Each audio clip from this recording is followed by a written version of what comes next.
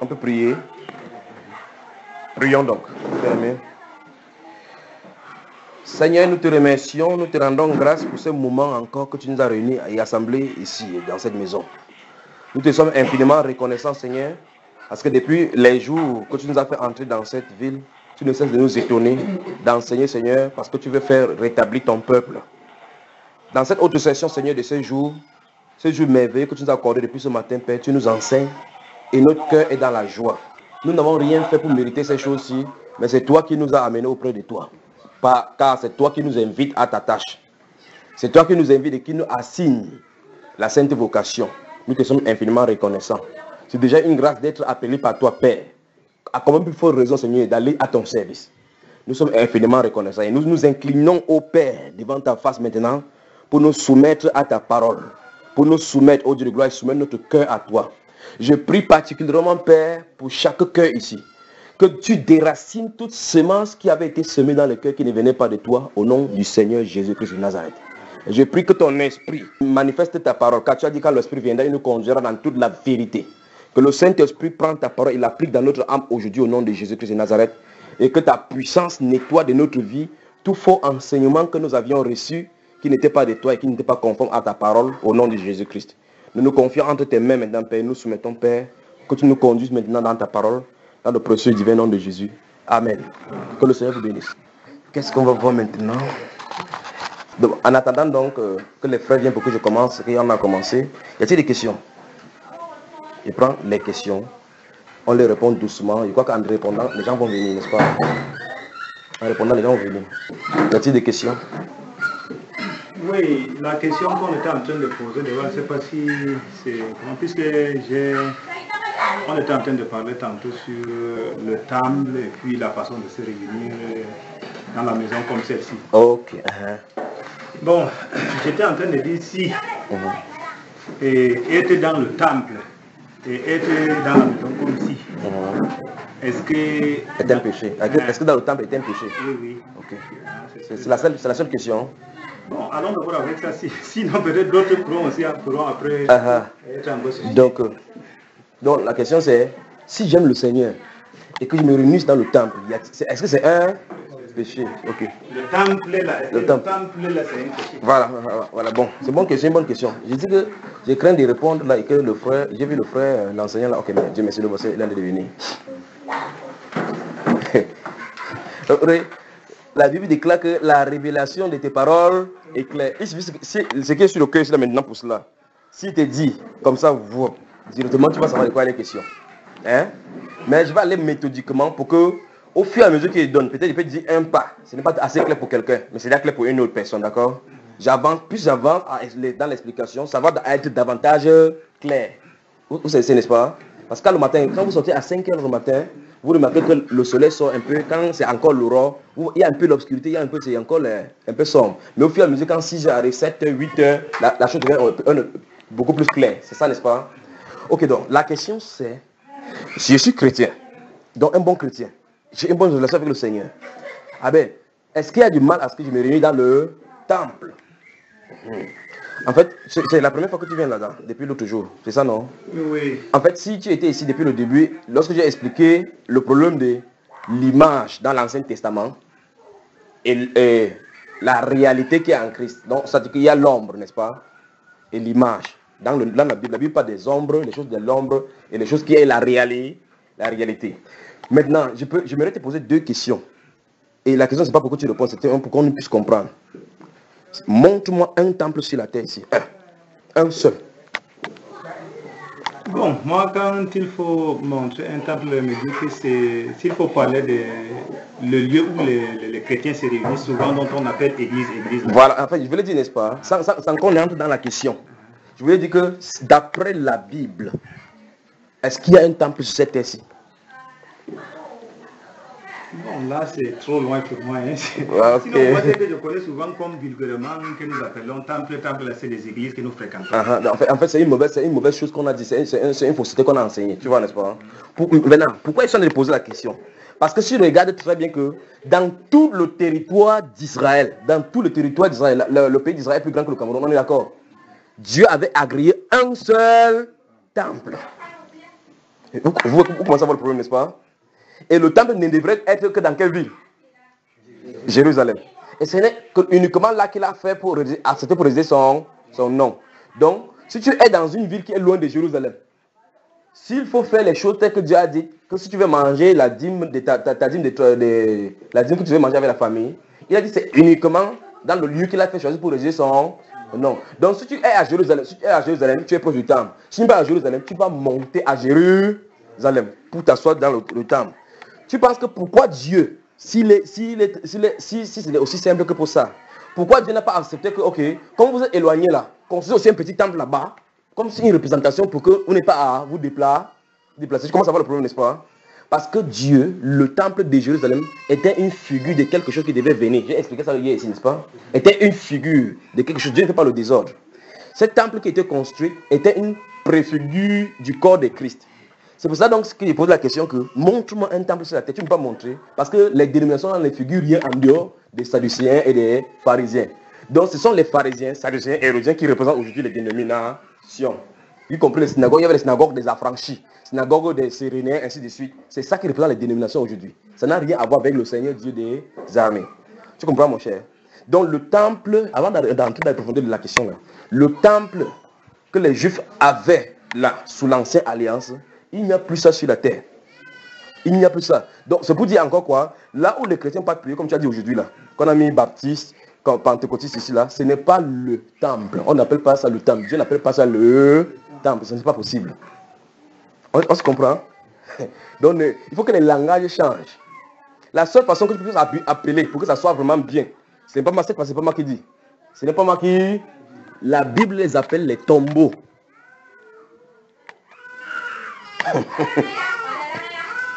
La Bible les appelle les tombeaux. Moi, j'appelle ça maintenant Guantanamo chrétien. Tu comprends, mon frère? Je suis obligé de parler comme ça, c'est dur là maintenant. Parce que c'est quelque chose qui est ancré dans la tête des gens. Alors, je reviens sur la question. Si moi, je suis chrétien et je suis en bonne relation avec Dieu, alors un chrétien qui est en bonne relation avec Dieu n'aura jamais de problème de cela. Un chrétien qui est en bonne relation avec Dieu n'aura jamais le problème. Parce que quand il est en bonne relation avec Dieu, ça veut dire qu'il a la révélation parfaite de la chose de Dieu. Et c'est le cas des disciples de la Bible. C'est le cas des disciples de la Bible. Ils connaissaient exactement cela. Ça, c'est la chose. Je suis en train d'avancer dans la chose. Maintenant, qu'est-ce que je vais dire maintenant en répondant à la question pour que ça soit clair? Le temple, c'est un lieu. Le temple, je parle maintenant de la Bible, je vais expliquer le temple. Le temple, c'était le lieu. On va dire c'était parce que ça n'y a plus ça maintenant, n'est-ce pas? C'était le lieu de rassemblement des Juifs pour commémorer ou bien pour faire des rituels prescrits selon la loi. On est d'accord? Prescrits selon la loi. Ça, c'est le temple de Jérusalem. Ok. S'il y a un temple, il faut qu'il y ait un autel, oui ou non? Il m'adresse maintenant à tout le monde. On vient d'arriver, on n'est pas fatigué, non? Il y a un temple, au temple, il y a un autel. C'est ça, non? Il y a des sacrifices à offrir, oui ou non? Il y a des gens qui doivent servir pour ces sacrifices-là, oui ou non? Donc ça fait trois choses. Il y a le temple, il y a le sacrifice, il y a ceux qui font le service dans un temple. C'est ça qui coordonnait, qui ressort de l'Ancien Testament. On est d'accord, n'est-ce pas? Ceux qui servaient dans le temple, il y avait les Lévites et les sacrificateurs. Qu'est-ce qu'ils faisaient là-bas? Le peuple venait donner les sacrifices d'expiation, les sacrifices de ceci, pour le pardon du péché, les sacrifices de culpabilité, ainsi de suite. On sacrifiait. C'est ça, non, frère? Oui. Bon, si je comprends bien, ça veut dire que quand on parle de temple, là, ça dit c'est un lieu où on arrivait seulement que pour faire le sacrifice. Oui. Bon, c'est uniquement pour cela. Uniquement pour cela. Oui. Ce n'est pas un lieu où on reste pour partager la parole de Dieu. Jamais. Là, c'est ce que vraiment je n'avais pas compris. Depuis. Amen. Mais malgré qu'il ait dit ça, je vais avancer. J'avais pris ça. Quand on parlait de temple là, oui. J'avais pris comme si c'est un lieu de prière. On reste pour partager la parole de Dieu. On fait tout et tout. Ce n'est pas comme ça. Comme nous faisons aujourd'hui. Non, c'est pas comme ça. Donc, vous avez déjà défini le temple avec tout ce qui est tout autour, n'est-ce pas? Je vais aller dans le Nouveau Testament où vous allez voir exactement les mêmes choses dans le Nouveau Testament. D'accord? Donc, dans l'Ancienne Alliance, il y a un lieu, on appelle quoi ça? On appelle ça quoi? Dans l'Ancien Testament, il y a un endroit, on appelle quoi? Non. Dans l'Ancien Testament, il y a le lieu. Ce qui nous cause problème là, c'est quoi? C'est le temple. Je ne sais pas si vous me suivez. Je suis en train de dire que je vais expliquer dans l'Ancien Testament. Je vais expliquer dans le Nouveau Testament. Et dans cette explication, vous allez voir qu'il n'y a pas de dénomination. Que ça ne se trouve pas à la place.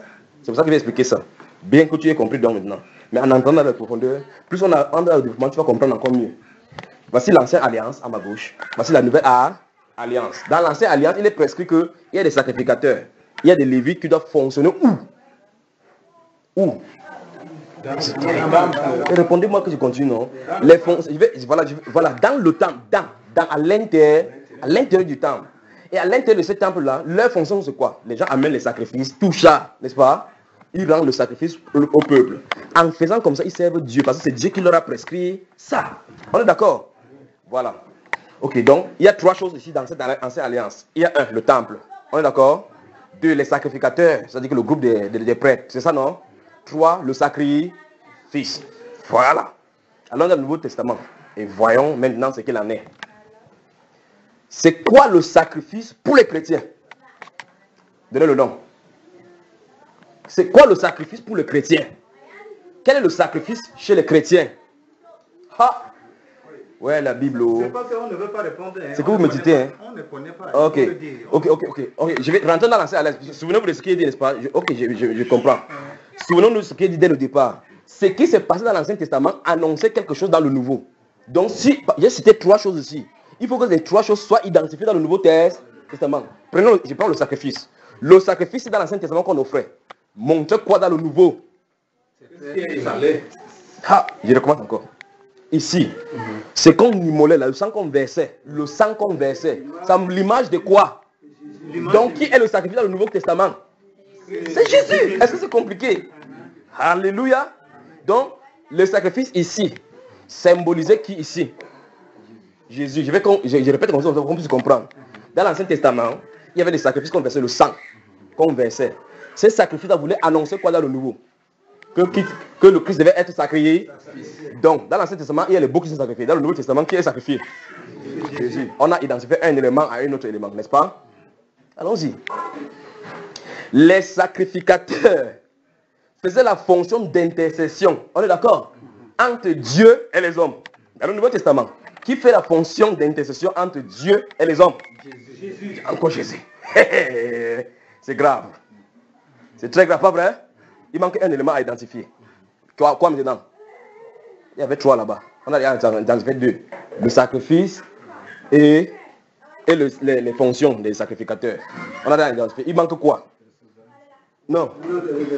Il manque le temple. On a 3 de l'autre côté. Je veux que vous compreniez bien. Il manque le temple. Donc il y a 3 qu'on évoque là-bas. Les sacrificateurs, c'est-à-dire que le cohorte de ceux qui servent, le temple et les sacrifices. On a identifié que le sacrifice symbolisait qui? Jésus. La fonction que ceux-ci faisaient, c'était une fonction qui faisait ici maintenant. Allons-y. Il manque une chose à identifier, le temple. Dans le Nouveau Testament, c'est quoi le temple? Jésus. Donc Jésus-Christ est en même temps le sacrifice, le sacrificateur et le temple. Voilà pourquoi le chrétien n'a pas besoin d'aller quelque part. Alors qu'est-ce que la Bible implique donc pour le chrétien? Il dit offrez donc vos corps comme des sacrifices vivants, agréables et saints. Ce qui sert de votre part un culte raisonnable. Alléluia. Voilà le Nouveau Testament. Alors, les chrétiens, c'est pour ça qu'il dit que la chrétienté, ce n'est pas une religion. La chrétienté, ce n'est pas un isme. Que je suis des ismes, je suis des ismes. La chrétienté, c'est une vie. Est-ce que vous comprenez? La chrétienté, c'est une vie. Alors, c'est une vie perpétuelle avec le Seigneur, en relation avec le Seigneur. C'est une vie de communion avec le Seigneur. C'est ça le chrétien. C'est ça le chrétien. Alors, parmi toutes les religions qui se trouvent sur la terre, c'est seul le chrétien qui n'a pas besoin d'un temple, qui n'a pas besoin d'offrir un sacrifice pour adorer son Dieu. C'est le seul. Vous prenez les musulmans, il faut qu'ils partent à la mosquée. C'est pour ça que ils sacrifient un mouton. Le chrétien ne fait pas ça.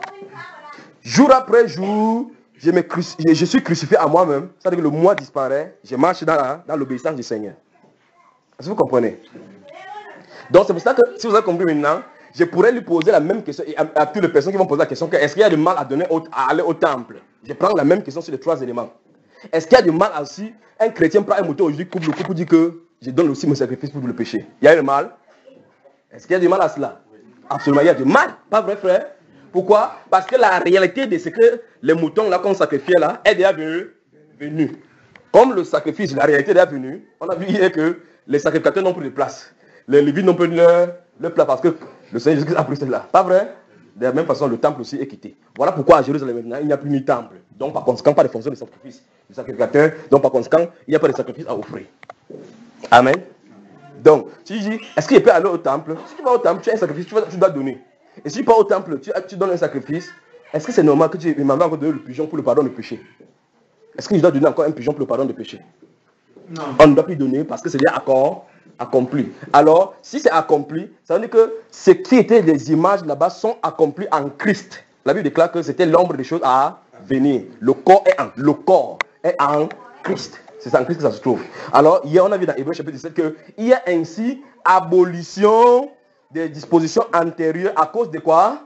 Une impuissance et de ton inutilité et introduction d'une alliance nouvelle selon l'ordre de Melchisédek.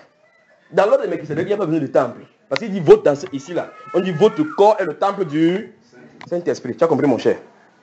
C'est pour ça que Jésus-Christ, regarde bien, la même chose s'est posée entre Jésus-Christ au puits avec la Samaritaine. Quand Jésus le Seigneur a commencé à parler, il a dit que hey, vous les pentecôtistes là ne connaissez pas les mêmes paroles comme ça. Nous sommes les baptistes, pas vrai? C'est ce que la femme a commencé avec Jésus. Il dit que vous les juifs, vous dites que c'est à Jérusalem, un lieu, pas vrai? Il a dit c'est à Jérusalem, c'est-à-dire un lieu. Elle a indiqué quoi? Le temple. Elle dit que les juifs disent que c'est au temple de Jérusalem qu'il faut le faire. Et la femme avait raison. Et les juifs aussi avaient raison. Parce que les juifs disent que c'est à Jérusalem qu'il faut adorer. Est-ce que Dieu n'avait pas dit ça? Dieu avait dit comme ça, pas vrai? La femme dit, les juifs disent, c'est à Jérusalem, c'est à Jésus, face à face à Jésus qu'elle a dit comme ça. Il dit, vous les juifs, vous dites que s'il faut adorer Dieu, c'est où? À Jérusalem. Jésus a dit que ceci, que le moment des dénominations là, c'était terminé. Il dit, l'heure vient et elle est déjà venue. Où ça ne sera ni là-bas, ni à Jérusalem. Or, quand je te dis que ni à Jérusalem, la loi de Moïse disait clairement que ça devait être à Jérusalem. On est d'accord? Jésus dit à cette femme-là, il donne la révélation à cette femme-là, pourquoi elle est là. Que le temple, là, son temps est pas passé. Il va dire la même chose encore avec ses disciples. Quand les disciples ont dit que waouh, Seigneur, toi, le peuple des Juifs t'aime, hein? Tu as vu comment tu as construit cette belle construction-ci? Jésus les a regardés comme ça. Quand tu ouvres le pied là, non? Il ne restera ici pied sur pied qui ne sera détruit. C'est pas ça? Donc, Dieu a dit clairement que ça devait passer. Parce qu'il y a un nouveau temple qui est en train de venir, qui veut construire l'édifice qui est l'église. Amen. Donc Jésus a dit à cette femme samaritaine que l'heure vient, crois-moi femme, l'heure vient et elle est déjà venue où les vrais adorateurs. Donc quand la Bible dit que les vrais adorateurs, donc il y a les faux adorateurs. Donc les vrais adorateurs adoreront en 1, 2. Attends, Jésus dit l'heure vient et elle est déjà venue où les vrais adorateurs adoreront comme en 1, 2, en vérité.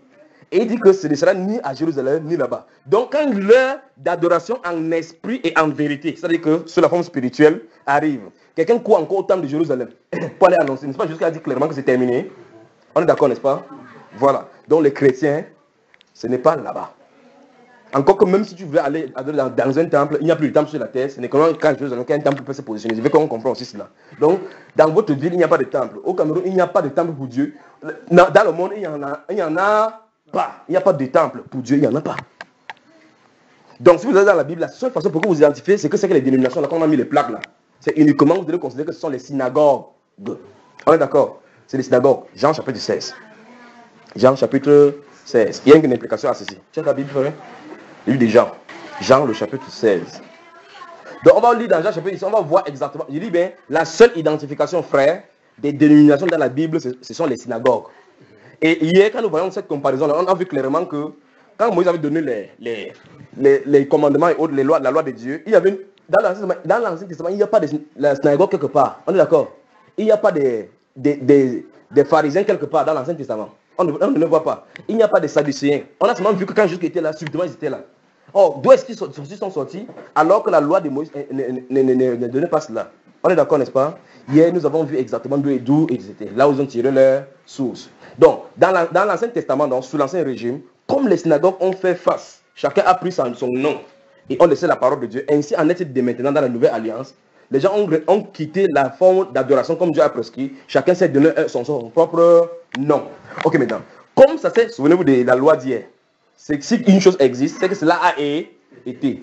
Comme ici, aujourd'hui, dans l'Ancienne Alliance, les gens étaient traités dans la synagogue s'ils prenaient position pour la parole. S'ils prenaient position pour la parole, ainsi en sera-t-il de maintenant, pour ce moment-ci. On est d'accord, non? Donc, regardons donc ce qu'on le faisait. Verset 2, qu'est-ce que ça dit, frère Lee? Le verset 2 de Jean chapitre 16. Oui. Ils nous excluront des synagogues. Non. Hein? C'est pas... Non, c'est pas nous qui écrit. Nous, c'est vous. Allons-y, lis. Ah, ok. Ah, ok, donc vous avez tout en tête. Il fallait même citer. Non, attention frère, regarde, n'est-ce pas? Je peux prêcher là maintenant, tu fermes ta Bible, je prêche jusqu'à ce que demain arrive sans ouvrir la Bible. Voici le pourquoi je veux que tu lises. Parce que tout à l'heure, chaque cas, il pose la question, tu dis que non, je ne connais pas. C'est pas ça. Il faut donc que comme tu ne connais pas, tu ouvres la Bible pour vérifier ce qui est écrit, si ce que ça dit est vrai, pas vrai. Donc lis-nous donc dans ce qui est écrit au verset 2. Ils vous excluront des synagogues et même l'heure vient où quiconque vous fera mourir croira rendre un culte à Dieu. Voilà. Donc Jésus qui en est quitté la scène, il a averti ses disciples que vous qui avez tenu ferme dans la parole, les gens qui sont dans les synagogues, ils vont vous faire quoi? Ils vont vous chasser de la synagogue, pas vrai? Donc ça dit que la seule façon, quand tu vas connaître la vérité, étant dans les synagogues de l'Ancien Testament sont appelées comme quoi, comme dans le Nouveau Testament? Les dénominations. Donc là-bas, tu peux changer synagogue par dénomination. Tu lis, ils vous excluront de leur dénomination. Et l'heure vient où quiconque vous fera mourir croira rendre un culte à Dieu. Alors un pasteur va te dire ici que quand j'ai reçu les visions pour construire cette église, tu étais là? Sors de mon église. En faisant comme ça, il dit je suis le serviteur de Dieu très haut. Jésus dit que quand ils vont nous exclure, ils vont croire rendre un culte à Dieu. Or, ça, il parlait ça à ses disciples qui étaient entre l'ancienne alliance et la nouvelle alliance. Faites attention. Et remarquez bien là maintenant le Nouveau Testament, entre les apôtres, là où ça commence. Chaque fois ils vont dans les synagogues prêcher, il y a division là-bas, on les bat. Remarquez chapitre 18. On a tapé jusqu'à ce qu'ils ont même cherché Paul un jour pour le lapider. Paul a fendu les dans la foule comme ça n'a pas venu. On a attrapé quelqu'un qui a même Jason. Il dit que Jason, si que vous voyez là, les gens qui ont troublé la ville là sont venus ici. Ils habitaient chez lui. On a tapé Jason comme ça, c'est juste, ils sont tournés comme ça 4. Je pose la question, vous êtes prêts à tenir ferme pour la vérité? Alléluia. Est-ce que vous êtes prêts à tenir ferme pour la vérité? Mais les disciples à qui Jésus a dit ces choses, il leur a dit que je vous ai dit ces choses afin que quand ça arrive, que ça ne soit pas une occasion de chute pour vous.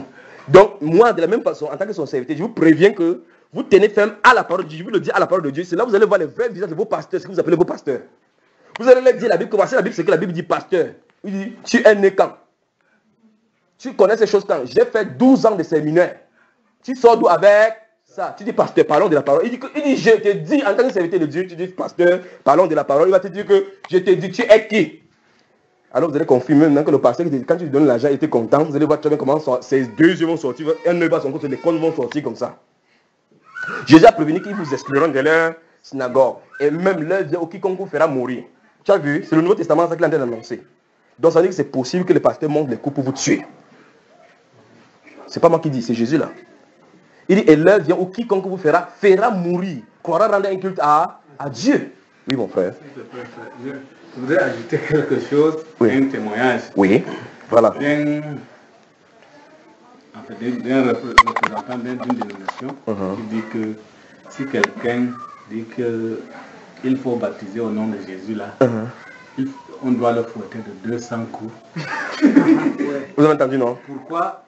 Parce que celui-là a déformé la parole de Jésus. Donc, Jésus a dit c'est au nom du Père, du Fils et du Saint-Esprit. Les apôtres ont mal compris. Eux, ils sont allés faire ça au nom de Jésus.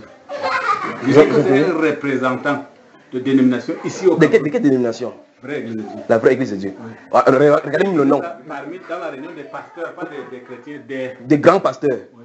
Vous avez vu pourquoi il vous dit que le centre pastoral, c'est le centre de formation de fous, non? Donc, voici donc un grand pasteur qui dit à ses amis pasteurs que quoi? Que si quelqu'un dit qu'on baptise au nom de Jésus, donc ça veut dire que si je suis ici, ici des Corans, il devait m'attraper pour aller me fouetter. 200 de coups. Ok.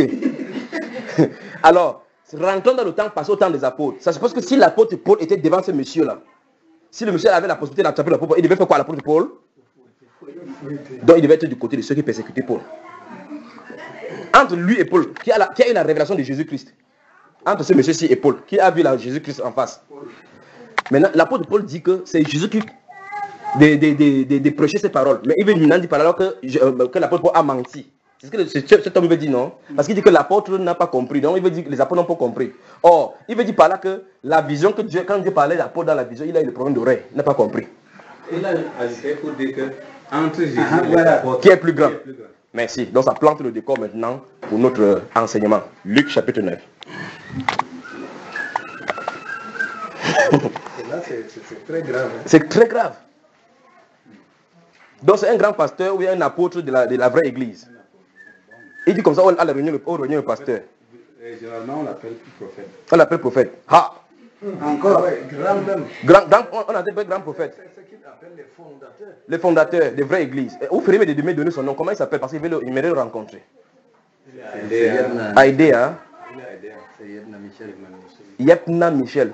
Michel Yedna. Hein? Michel Yedna. Le grand prophète Yepna Michel. Contradicteur de l'apôtre Paul et des autres apôtres. À Macaque, hein? C'est venu? Où ça? Macaque. Où? Vers Eda, oui, c'est Macaque, c'est dans la zone là, non? C'est son village. Donc, c'est sûr qu'il a tapé derrière les gens là-bas qui sont baptisés au nom de Jésus. Bon, je voulais aussi poser une question. Oui. Bon, en parlant sur le baptême au nom du Seigneur Jésus. Oui. Bon, sûrement c'est écrit dans la Bible. Bon, et est-ce que les pierres qui ont commencé à baptiser les gens au nom du Seigneur Jésus, oui. Est-ce qu'avant qu'ils ne continuent à baptiser les gens, là, ils se sont d'abord rebaptisés, puisque avant ils avaient reçu le baptême des gens oui. Au nom du Père, du Fils et du Saint-Esprit. Oui. Bon, quand ils ont pris le baptême après au nom du Seigneur Jésus, là, oui. Est-ce qu'ils se sont d'abord rebaptisés avant de continuer avec le baptême au nom du Seigneur Jésus? Bonne question. C'est une très bonne question. Vous voyez, suivez bien la chose de notre frère ici. Chaque fois quand les questions se me viennent, quand on me pose ces questions, c'est partout dans le monde entier, je reconnais effectivement que l'Esprit de Dieu est effectivement à l'œuvre. Ça montre que l'Esprit de Dieu est effectivement à l'œuvre. Voici le problème, voici la question franchement dit. Avant que le Seigneur Jésus n'entre en scène, il y avait un monsieur d'abord qu'on appelle Jean-Baptiste qui en devait prêcher. Pas vrai? Les gens ont été baptisés par Jean. N'est-ce pas? Et le ministère des gens, c'est que si tu reconnais qui est Jean, forcément tu vas reconnaître qui est Jésus. On est d'accord, n'est-ce pas? Voilà. Et les disciples des gens, les gens qui ont reconnu Jésus, les disciples de Jésus-Christ là, sont forcément baptisés par Jean. On est d'accord? Donc, maintenant, voici Jésus qui a dit de marcher avec les disciples, donc Pierre et les autres là-bas, pas Paul, pas vrai? Mais eux, ils viennent dire à Actes des Apôtres que baptiser au nom du Seigneur, on va vous baptiser au nom du Seigneur, et ils plongent les gens dans l'eau, n'est-ce pas? La question du frère, c'est que, quand ils avaient été baptisés par Jean-Baptiste, est-ce qu'eux-mêmes d'abord ont été baptisés maintenant au Seigneur Jésus-Christ? Là, il te pose la question, qui devait les baptiser? Puisque c'est eux qui ont la révélation, qui devait faire comment? Et c'est là que je vais résoudre le problème. Tu penses que, n'est-ce pas? Voici Jésus, qui te dit que baptise au nom du Père, Fils et Saint-Esprit. Et là, pourquoi tu vas donner l'ordre aux gens? Tu penses que Jésus, entre Jésus et qui devait te baptiser? Qui doit le faire? Ce n'est pas ça la question. Non, enfin, c'est exactement ça. C'est exactement ça. Ce n'est pas ça, non, j'ai dit que... C'est ça. C'est ça. Je vais d'abord... C'est la question. Ou bien reprends encore pour qu'on puisse comprendre ça. Bon, le baptême au nom de Seigneur Jésus, oui. Ça a commencé après quand Jésus était déjà mort. Oui, et ressuscité même. Bon, avant le baptême a été au nom du Père, du Fils et du Saint-Esprit. Non. Non, c'est le baptême. Avant ça, c'est le baptême des gens. Non, c'est le baptême. Les gens même que c'est le baptême des gens. C'est n'importe quel baptême. Non, c'est le baptême des gens seulement. Oui, alors on ne parlait pas de nom. On te prononce seulement dans l'eau, boum. Pas pour la repentance. Bon. Voilà, suivez. Il faut donc dire ici que les pierres là étaient déjà baptisées par Jean. C'est ce qu'il vient de dire là. Voilà. Maintenant, quand Jésus-Christ était déjà décédé, ressuscité même, oui. Est-ce qu'avant de continuer le baptême au nom du Seigneur Jésus là, oui. Ils se sont d'abord rebaptisés au nom du Seigneur Jésus? C'est exactement. Donc, ils ont directement commencé le baptême du Seigneur au nom du Seigneur. Donc tu vois que c'est effectivement la question, n'est-ce pas? Voilà. C'est pour ça que je lui pose la question, qui devait le baptiser ainsi? Et c'est là, quand tu vas voir l'impossibilité de le faire, c'est pour ça qu'il va expliquer quelque chose maintenant, qui est une brèche. Tu vois, n'est-ce pas? Selon toi, qui devait le baptiser? Voici Pierre ici. Voici les autres ici. Ou bien, Pierre devait baptiser d'abord Thomas, que je te baptise au nom de Jésus, après tu me baptises. C'est ça, non? Pour qu'on soit d'abord en règle. Que Thomas place ici. Il te baptise au nom du Seigneur, Jésus, il sort. Après, il se dit que je te baptise au nom du Seigneur, Jésus. Tu penses que ça devait être c'est biblique, ça, frère? Après, il va t'expliquer le pourquoi ils ne se sont plus fait baptiser. Voilà. C'est ça que je voulais comprendre là. Tout simplement, s'ils ne se sont pas baptisés... Non, ils ne se sont pas baptisés au nom du Seigneur Jésus. C'est ça seulement ce que je voulais comprendre. Mon problème c'était quoi? Comme par exemple aujourd'hui. Oui. Je suis déjà baptisé. Non, si tu es baptisé dans le Père Saint-Esprit, tu n'es pas encore baptisé. Je veux parler comment, je vais dire là. Ok, par rapport aux apôtres. Oui. À supposer que on m'a baptisé au nom du Père, du Fils et du Saint-Esprit. Oui. Bon, maintenant, j'ai entendu aujourd'hui parler sur le baptême au nom du Seigneur Jésus. Oui. Bon, moi, est-ce qu'il faudrait absolument que moi, comme j'ai reçu cet enseignement aujourd'hui-là, oui. Est-ce qu'il faut d'abord que moi-même je me plonge dans l'eau avant d'aller annoncer à quelqu'un, ou bien avant d'aller baptiser l'autre là au nom de Seigneur? Voilà, c'est bonne question. Alors maintenant, la question, comment continuer à s'arranger? Toi, en tant que qui est devant moi maintenant, tu dois, pas que tu peux, tu dois te faire baptiser, pas te faire rebaptiser, parce que tu n'as pas encore été baptisé selon la Bible. Il n'y a qu'un seul baptême, je comprends. Il n'y a qu'un seul baptême. D'accord, frère? C'est grave là maintenant. Oui, est-ce que ici là, il n'y a pas de problème ici? Non, il n'y a pas de problème. Parce que les pierres ne se sont pas fait baptiser. C'est pour cela qu'il y a pris ton cas et le cas des apôtres. Je t'ai posé pour les apôtres que qui pouvaient les baptiser. Tu ne peux pas me trouver quelqu'un qui peut les baptiser. Mais maintenant, tu as les gens qui peuvent te baptiser. Alors, regarde bien. Chaque fois maintenant, à partir des pierres, toute personne qu'on va rencontrer qui n'est pas baptisée, conformément à la Bible, sont baptisées. Et au chapitre 19, Paul marche aussi, il trouve les disciples. Il dit, vous avez reçu le Saint-Esprit? Il dit, non. Ils n'ont pas entendu dire qu'il y a un Saint-Esprit. Il dit, de quel baptême avez-vous été baptisés? Ils ont dit du baptême des gens. Or, Jean était un prophète de Dieu. Donc, ça devait régler le problème, normalement. Parce que c'est pas pour dire que le baptême est faux. Écoutez très bien. C'est pas pour dire que le baptême des gens est faux. C'est parce que la dispensation s'est arrêtée. Ceux-ci sont entrés dans une dispensation avec une chose sans avoir obtenu les promesses qu'ils devaient faire passer dans cette dispensation-là. Tu comprends ça maintenant? Alors, il a dit que de quel baptême? Il dit baptême des gens. Il dit, Jean a baptisé du baptême de repentance, disant de croire à ce qui serait venu. Donc, quand quelqu'un devait venir, Jean quitte la scène. Ce n'est plus le baptême de Jean-Baptiste qui va prendre effet. C'est le baptême maintenant au nom du Seigneur Jésus. On dit donc, sur ceux, il fut baptisé au nom du Seigneur Jésus-Christ. Et que lorsque Paul a pu imposer la même personne, Jésus vint sur eux pour confirmer que c'était la chose. Tu comprends mon frère? Pour ça, je n'ai pas de problème. Je connais que le baptême du Seigneur Jésus, là, les gens ont reçu ça dans la Bible. Oui. Mon inquiétude, c'est au niveau de baptême de celle-là, de pierre et autres. Là. Oui. J'ai dit, hein. Ceux qui ont commencé les autres. Jusque-là, n'est-ce pas? Ils se sont d'abord rebaptisés. Mon frère, c'est exactement ce que j'en ai dit. Il va te dire donc pourquoi il ne doit pas le faire et pourquoi si quelqu'un se trouve maintenant, il va le faire. D'abord, il n'avait personne qui pouvait le faire parce que c'est eux qui étaient porteurs de ces choses-là. D'accord? Alors, on se trouve au niveau donc maintenant des zones tampons. Je ne sais pas si vous voyez ce que c'est des zones tampons. Ça te dit par exemple. Vous voyez, en plein jour, il y a absolument le jour, pas vrai? Et en pleine nuit, il y a absolument la nuit, il n'y a plus le jour. Donc on peut les distinguer distinctement. Mais vers les 5h, 5h30, c'est ambigu. Vous voyez là, n'est-ce pas? Donc c'est un peu noir, c'est un peu clair. Donc on ne peut pas dire que c'est jour, on ne peut pas encore dire que c'est nuit, parce qu'il y a les deux aspects qui se mélangent. C'est ça la zone tampon.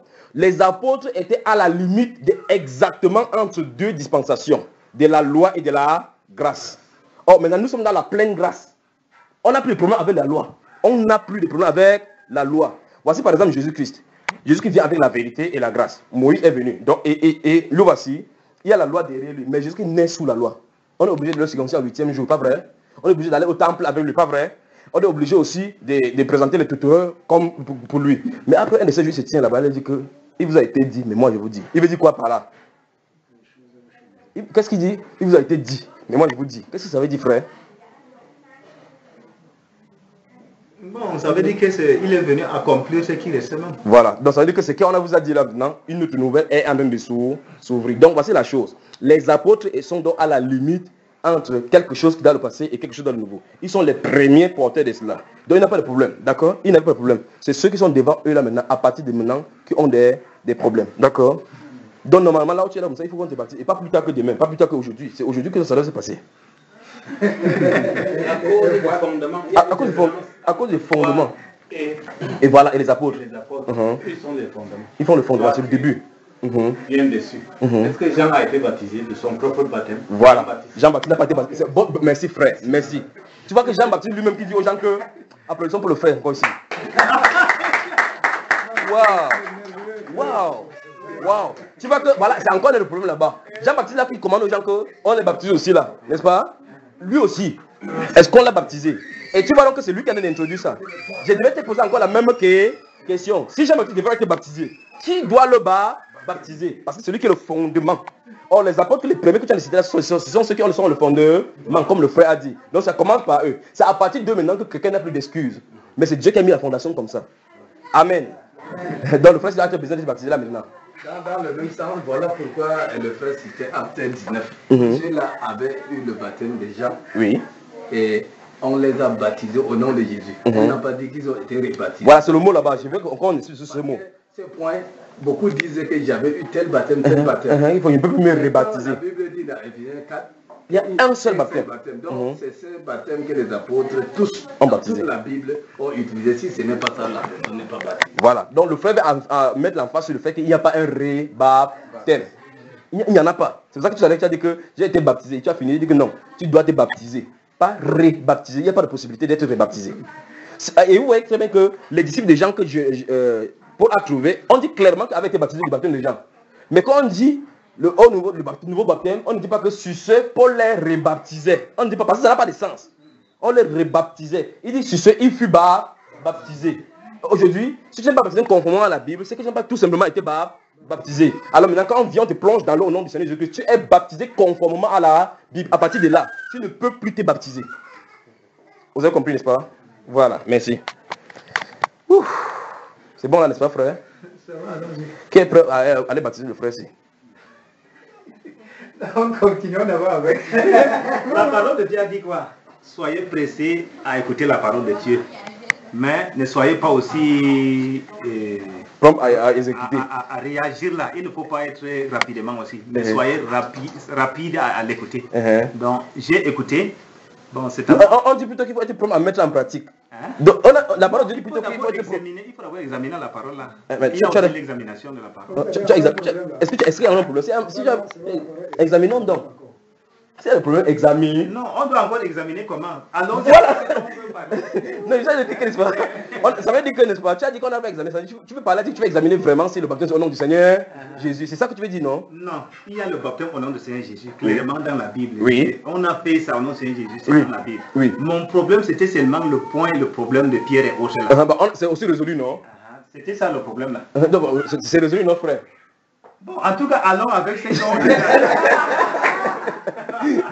Le frère dit de continuer, pourquoi on ne le met pas dans l'eau? Il n'y a pas de repousser le Seigneur Jésus. Maintenant, attends, il va t'expliquer. Non.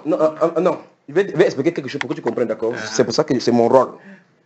Ta Bible que tu as entre les mains là, enseigne une chose. C'est que, lorsqu'on prêche à quelqu'un, le jour où il croit, il doit être baptisé le même jour. Tu savais ça, frère? C'est ce que la Bible dit. Tous les gens que tu vas voir dans l'acte d'après qu'on a baptisé, c'est le même jour qu'ils ont cru. Que ce soit la nuit, c'est le même jour qu'on a baptisé. On ne renvoie pas. C'est pour ça que je ne voulais pas m'aventurer, à moins que tu me dises clairement que tu ne veux pas le faire maintenant pour que j'avance dans mon ministère. Selon ce que Dieu m'a demandé et que ce qui est la parole de Dieu, c'est que si tu te rends compte comme ça là, je te dis, tu as intérêt à te baptiser maintenant avant qu'on continue. Parce que ce qu'on continue, c'est toi. C'est toi qui es plus important maintenant plutôt que ce qu'on va dire là maintenant. On est d'accord? On est d'accord les frères? Donc la seule façon pour qu'il puisse continuer à m'enseigner maintenant, c'est qu'il faut que celui-ci dise non, il ne veut pas se baptiser, mais... Et en tout temps, maintenant, quand il dit comme ça, la responsabilité, elle tombe entre ses mains et qui? Et Jésus-Christ. Pour que ça se dégage de moi. Parce que si moi je continue là, je suis en train de pécher. Donc mieux je pousse à ce que ce soit lui qui pêche. Comment vous cherchez à me mettre déjà dans le... Non. Il faut laisser comme j'avais dit tantôt là, quand vous laissez ça, c'est voilà. Non, je t'ai dit que... Alors là, tu es en train de mettre des problèmes. Si moi je laisse comme ça, c'est moi qui suis dans le péché. Non, vous m'avez déjà clarifié la parole. Je te clarifie encore davantage la parole. Non, c'est déjà clair. Je vais clarifier encore pour que ça soit bien propre. Non, quand Pierre a prêché, le Saint-Esprit est descendu sur les gens, il n'a pas demandé à Corneille que est-ce que tu voudrais qu'on te baptise? Est-ce que tu crois que c'est clair que tu dois te baptiser? Il a ordonné qu'on les baptise au nom du Seigneur. C'est vrai dans la Bible ou pas? Est-ce qu'il peut user l'autorité de la faute là maintenant?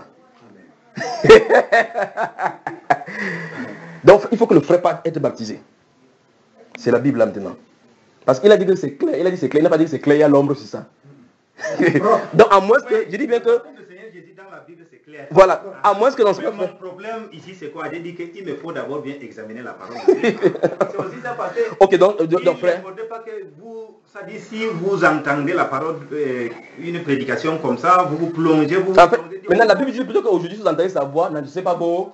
C'est ce que la Bible Dans déclare. l'enregistrement aussi, mais quelquefois, il est question de l'examination de la parole de Dieu. Ils amenaient chaque jour, pour le dire, ils amenaient chaque jour. Donc, nous sommes le jour-ci, on est le lendemain, on dit chaque jour. Quand on annonce, ils examinent. Mais ce qu'il veut dire, c'est ceci, n'est-ce pas? C'est pas pour te contraindre à te baptiser. Mais je veux que tu me libères. Tu me dis que tu ne veux pas te baptiser maintenant. Je ne sais pas que je ne veux pas me baptiser, mais je veux examiner la parole. Oui, je suis d'accord avec toi. Avec le reste de la parole, la leçon comme ça. Lisons un peu Matthieu 28. Donc, c'est-à-dire, parce que si on continue là, on entre dans l'enseignement. Il dit vrai que s'il continue, il est dans le jour. Il faut qu'il lise, il faut qu'il lise. C'est pour ça que Jean allait dire que si je continue, je vais pécher. Remarquez très bien maintenant, frère. D'accord, frère?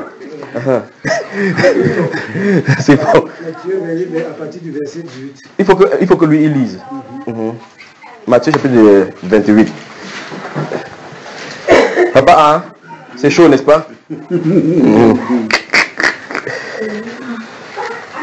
Écoutez, pardon, avant qu'on le lise là, des pasteurs, sinon la majorité, ont besoin d'être baptisés.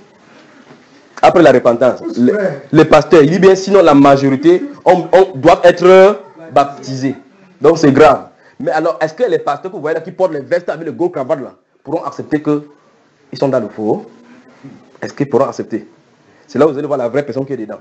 Donc maintenant, le verset 19, lui frère. 19. Allez, faites de toutes les nations des disciples. Oui. Les baptisant au nom du Père, du Fils et du Saint-Esprit. Oui. Enseignez-leur à observer tout ce que je vous ai prescrit. Stop. Donc, c'est que le frère, il a pris ça parce que je suis en train de dire que je ne peux pas avancer. Parce que si j'avance là maintenant, il veut t'enseigner quelque chose. Or, avant ça, il faut un baptême. Vous avez compris maintenant, n'est-ce pas? Et si tu lis Actes des Apôtres maintenant, tu vas voir que la Bible déclare que tous ceux qui acceptaient sa parole furent baptisés et enseignés le nombre de disciples en augmentant d'environ 3000 âmes. La suite maintenant, on dit qu'ils persévéraient dans les enseignements des apôtres. Donc, les apôtres enseignent ceux qui sont baptisés. C'est l'ordre du Seigneur. Et ils ont respecté comme ça l'ordre du Seigneur. On baptise d'abord quelqu'un avant qu'il puisse être enseigné. C'est pour ça que j'en ai dit qu'il faut que lui, seulement, il ouvre d'abord pour me dire, pour que moi, il ne pêche pas contre le Seigneur. Il me dit seulement que, frère, je ne veux pas encore me baptiser pour que je prenne le temps pour suivre cela. Quand il va dire comme ça, c'est lui qui sera dans le péché. C'est simplement, c'est dégagé. Pourquoi tu veux l'aider? Non, c'est bon, ce qu'il veut dire là, c'est même déjà ça. C'est juste pour dire que bon, non, pour se dégager d'abord, n'est-ce pas, de moi. Ah oui, pour l'instant là, il veut d'abord examiner. Donc est-ce qu'il peut dire devant Dieu que moi je suis plus maintenant des son sang? C'est ça, il peut dire ça, n'est-ce pas? Que je peux continuer mon ministère maintenant tout en sachant que je lui dis la vérité. C'est ça, nos frères. Bon, j'ai dit que je vais examiner. Mais quand vous me mettez dans le péché comme ça, là, vraiment là... Non, je ne te mets pas... Regarde. Quand tu dis que je vais examiner, tu te mets dans ta portion, tu te protèges. Non, l'examination, quelque part dans la Bible, c'est aussi ça. Puisqu'on a dit que, bon, si c'est... Bon, moi, je ne suis pas un pasteur pour connaître tous les versets là. Oui. Mais quand même, bon... Les personnes qui examinaient étaient des disciples. Voilà. Donc, parce qu'on les enseignait. C'est l'enseignement qu'on leur donnait qui partait vérifier. Les doctrines d'entrer dans l'église ne se discutent pas. Vous avez vu la différence encore, n'est-ce pas? Dans Actes chapitre 17, verset 11 qu'on a dit là, on dit que les chrétiens des Bérée, donc ils étaient dans la chrétiens, recevaient la parole avec empressement et ils examinaient chaque jour pour voir si ce qu'on leur enseignait était scripturaire. Voilà. Tu vois un peu, n'est-ce pas? C'est le verset là que je voulais. Mais je vais te dire que ce sont les chrétiens, donc ceux qui avaient accepté leur baptême, ils étaient entrés, c'est les autres choses qu'on devait leur enseigner qui vérifiaient. Tu vois, n'est-ce pas? Donc en fait, même le verset ne se colle même pas à toi. On est d'accord aussi, n'est-ce pas? Donc c'est faux, je continue alors. Non. Regardez. Le frère veut dire qu'il va d'abord réfléchir. C'est ce qui veut dire qu'il veut réfléchir, non? Voilà. Non, t'inquiète pas, ce n'est pas notre tâche maintenant. Maintenant, continue mon ministère. C'est exactement comme ça que ça se passe. Regardez bien. Lorsque je suis n'importe où, quand je prêche, si les gens croient, on arrête là-bas, on baptise les gens, même la nuit. C'est comme ça que ça se passe. Tu comprends bien, non? Quand j'étais seul, je faisais ces choses-là, mais maintenant, tous ceux qui sont sous notre responsabilité là-bas, tous ceux-là savent automatiquement, quand quelqu'un croit, à cet instant-là, il doit se baptiser.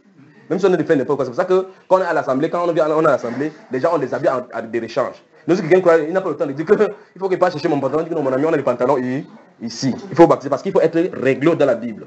Si je prêche quelque part, quelqu'un dit que oui, je crois.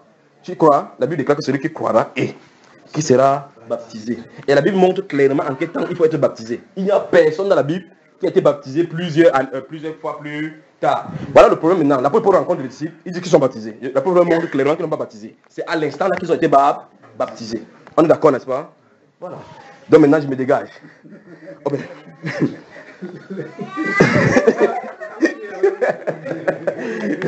Mais ne soyez pas content quand même que je suis tombé dans le péché. Non, loin de moi. Mon souhait justement, c'est que quoi, que tu obéisses à la voix de Dieu et on avance ensemble. C'est mon souhait là-bas. D'accord? Donc, tout à l'heure, j'ai dit qu'on ouvre le livre de Luc au chapitre 9. Que Dieu vous bénisse. Vous avez vraiment une bonne ville et vous êtes une très bonne population.